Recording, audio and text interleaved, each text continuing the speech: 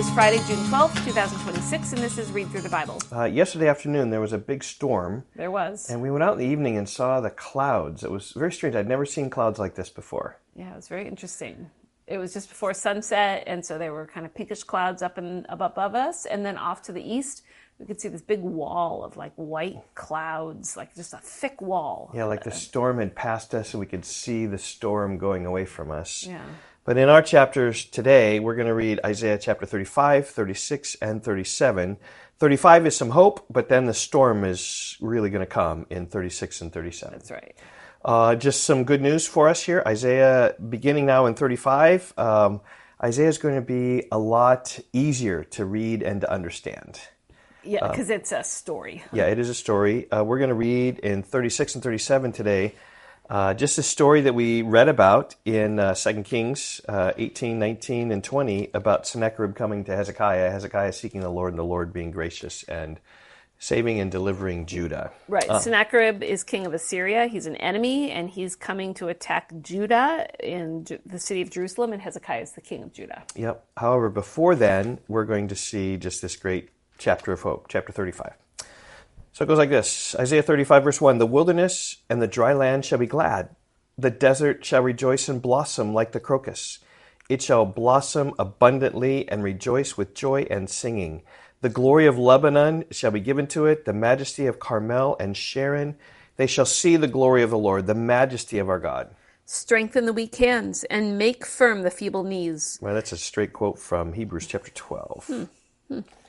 Say to those who have an anxious heart, "Be strong, fear not. Behold, your God will come with vengeance. With the recompense of God, he will come and save you." And here is the God who's coming and saving. Listen what the God is going to do. "Then the eyes of the blind shall be opened, and the ears of the deaf unstopped. Then shall the lame man leap like a deer, and the tongue of the mute sing for joy." Thing of "Hear him, ye deaf, his praise ye dumb, Yeah. dumb ye." And this is what Jesus did. He gave sight to the blind, and he opened the ears of the deaf, and he made lame men to walk. And it's amazing. So here's what it is. And then it kind of gives you a little hint about how symbolic Isaiah is, and even is throughout the entire chapter. It says, "For waters break forth in the wilderness, and streams in the desert. The burning sand shall become a pool, and the thirsty ground springs of water. In the haunt of jackals where they lie down, the grass shall become reeds and rushes." And a highway shall be there, and it shall be called the way of holiness. The highway of holiness. The unclean shall not pass over it. It shall belong to those who walk on the way. Even if they are fools, they shall not go astray. No lion shall be there, nor shall any ravenous beast come upon it. They shall not be found there, but the redeemed shall walk there. And the ransomed of the Lord shall return and come to Zion with singing.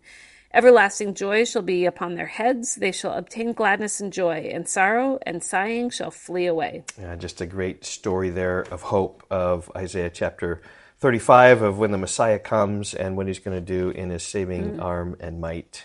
Yeah, just hope, joy, singing, blind see, the deaf hear, the lame walk. Yeah. The desert has water, the highway of holiness. Yeah, the ransom will return. Like there's lots of ways you can summarize that chapter. Okay, so now we get to 36 and 37. We get this narrative story about the Rabshakeh, particularly in chapter 36, taunting Judah and just saying, can your God help? We've trounced all these other gods. Your God is not going to help you. I think the Rabshakeh is like a messenger for Assyria, Right. Who's an enemy. Yep. In the 14th year of King Hezekiah, Sennacherib, king of Assyria, came up against all the fortified cities of Judah and took them. And the king of Assyria sent the Rabshakeh from Lachish to King Hezekiah at Jerusalem with a great army. And he stood by the conduit of the upper pool on the highway to the washer's field. And there came out to him Eliakim, the son of Hilkiah, who was over the household, and Shebna, the secretary, and Joah, the son of Asaph, the recorder. And the Rabshakeh said to them, "Say to Hezekiah, thus says the great king, the king of Assyria, on what do you rest this trust of yours? Do you think that mere words are strategy and power for war? In whom do you now trust that you have rebelled against me? Behold, you are trusting in Egypt, that broken reed of a staff, which will pierce the hand of any man who leans on it. Such is Pharaoh, king of Egypt, to all who trust in him. But if you say, 'We trust in the Lord our God,' is it not he whose high places and altars Hezekiah has removed, saying to Judah and to Jerusalem, 'You shall worship before this altar'? Come now, make a wager with my master, the king of Assyria. I will give you 2,000 horses if you are able, on your part, to set riders on them." It's a big insult. 2,000 horses. Do you have 2,000 riders? Yeah. Verse 9, "How then can you repulse a single captain among the least of my master's servants, when you trust in Egypt for chariots and for horsemen? Moreover, is it without the Lord that I have come up against this land to destroy it? The Lord said to me, 'Go up against this land and destroy it.'" The Lord did not say to him, "Go up against this land and destroy it." He's just using whatever he can to manipulate these people, to put fear in their hearts. Verse 11, "Then Eliakim, Shebna, and Joah said to the Rabshakeh, 'Please speak to your servants in Aramaic, for we understand it. Do not speak to us in the language of Judah within the hearing of the people who are on the wall.' But the Rabshakeh said, 'Has my master sent me to speak these words to your master and to you, and not to the men sitting on the wall who are doomed with you to eat their own dung and drink their own urine?'" Verse 13, "Then the Rabshakeh stood and called out in a loud voice in the language of Judah."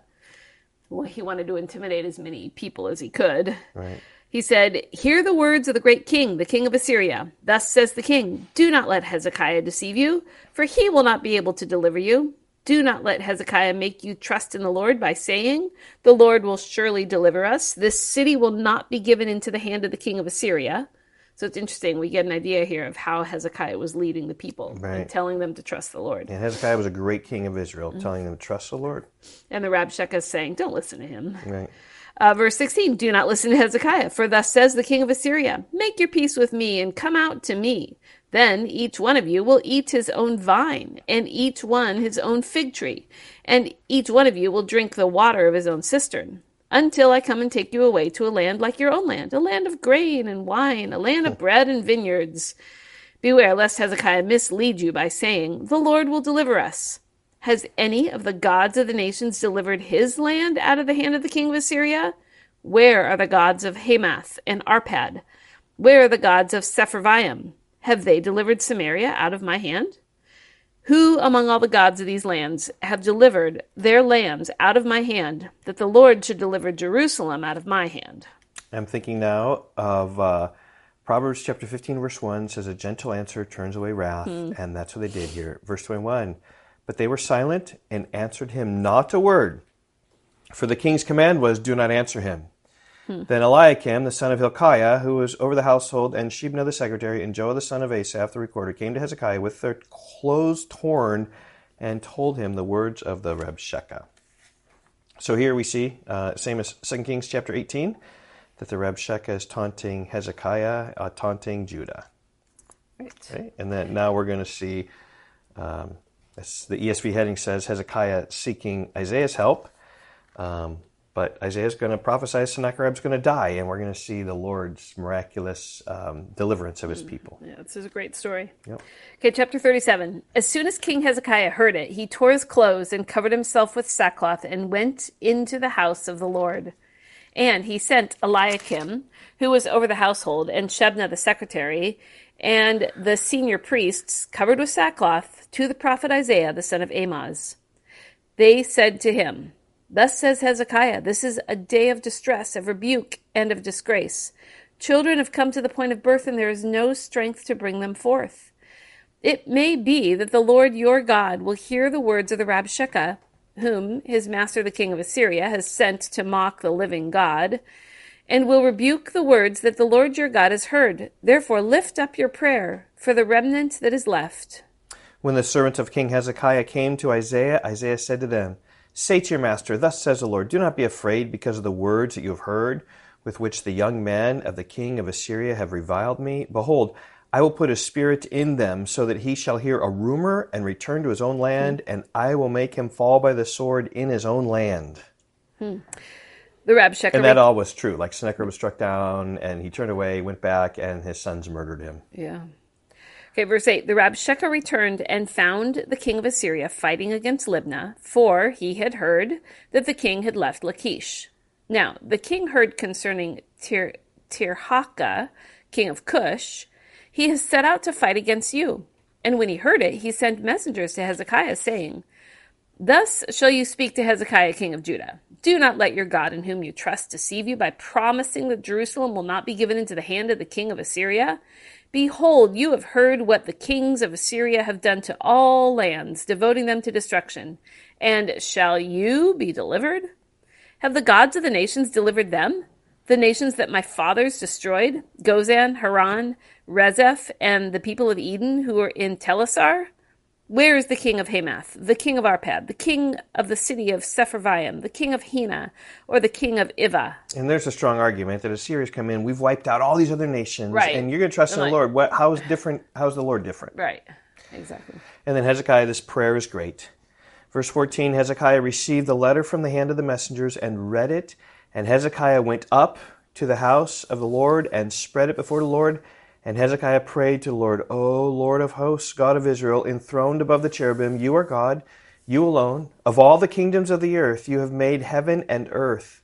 Incline your ear, O Lord, and hear. Open your eyes, O Lord, and see, and hear all the words of Sennacherib, which he has sent to mock the living God. Truly, O Lord, the kings of Assyria have laid waste all the nations and their lands, and have cast their gods into the fire, for they were no gods, but the work of men's hands, wood and stone. Therefore they were destroyed. So now, O Lord our God, save us from his hand, that all the kingdoms of the earth may know that you alone are the Lord. It's an amazing prayer. Yeah, it is. Verse 21, Then Isaiah the son of Amoz sent to Hezekiah, saying, Thus says the Lord, the God of Israel, because you have prayed to me concerning Sennacherib, king of Assyria. It's an amazing prayer, but that's an amazing statement. Yes. Because you prayed this prayer. Yep. This is the word that the Lord has spoken concerning him. She despises you. She scorns you, the virgin daughter of Zion. She wags her head behind you, the daughter of Jerusalem. Whom have you mocked and reviled? Against whom have you raised your voice and lifted your eyes to the heights? Against the Holy One of Israel you have reviled. By your servants you have mocked the Lord, and you have said, With my many chariots I have gone up the heights of the mountains to the far recesses of Lebanon to cut down its tallest cedars, its choicest cypresses, to come to its remotest height, its most fruitful forest. I dug wells and drank waters to dry up with the sole of my foot all the streams of Egypt. Have you not heard that I determined it long ago? I planned from days of old what now I bring to pass, that you should make fortified cities crash into heaps of ruins, while their inhabitants, shorn of strength, are dismayed and confounded, and have become like plants of the field, like tender grass, like grass on the housetops, blighted before it is grown. I love that just God said, I have planned from long ago that you're going to crush these other people. And he says, I know you're sitting down, like Psalm 139, and you're going out and you're coming in and you're raging against me because you've raged against me and your complacency has come to my ears. I will put my hook in your nose and my bit in your mouth, and I will turn you back on the way by which you came. Verse 30, And this shall be the sign for you. This year you shall eat what grows of itself, and in the second year what springs from that. Then in the third year sow and reap and plant vineyards and eat the fruit. And the surviving remnant of the house of Judah shall again take root downward and bear fruit upward. For out of Jerusalem shall go a remnant, and out of Mount Zion a band of survivors. The zeal of the Lord of hosts will do this. Therefore thus says the Lord concerning the king of Assyria, he shall not come into the city or shoot an arrow there or come before it with a shield or cast up a siege mound against it. By the way that he came, by the same he shall return. And he shall not come into this city, declares the Lord. He will not come here. Wow. For I will defend this city to save it, for my own sake and for the sake of my servant David. Here's how it happened, verse 36. And the angel of the Lord went out and struck down 185,000 in the camp of the Assyrians. And when the people rose early in the morning, behold, these were all dead bodies. 185,000, it's a lot of wiped dead bodies out. gone. The Yeah. angel of the Lord. Then Sennacherib, king of Assyria, departed and returned home and lived at Nineveh. And as he was worshipping in the house of Nisroch, his god, Adramelech and Sharezer, his sons, struck him down with a sword. And after they escaped into the land of Ararat, Esarhaddon, his son, reigned in his place. Yeah, that's exactly as Isaiah had prophesied is going to happen to him. So here's a great story of Sennacherib who boasted against God. Hezekiah prayed, and because he prayed, the Lord delivered Jerusalem from the hand of Sennacherib in this miraculous way. 185,000 dying in one night. So some great stories here, and we're going to continue with that story on Monday when we pick up the story in chapter 38. Yep. We'll see you then. Bye-bye. Goodbye.